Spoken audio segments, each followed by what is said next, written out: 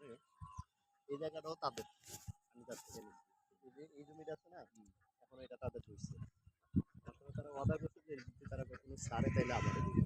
আমি ওই সুবাদে নিচ্ছি। এখান থেকে আমার 60 ফিটের রাস্তা আছে। দূরে হলে আমার গাওয়া আছে, 60 ফিটের রাস্তা আছে, এমনি যাইয়ে এটা লইছি।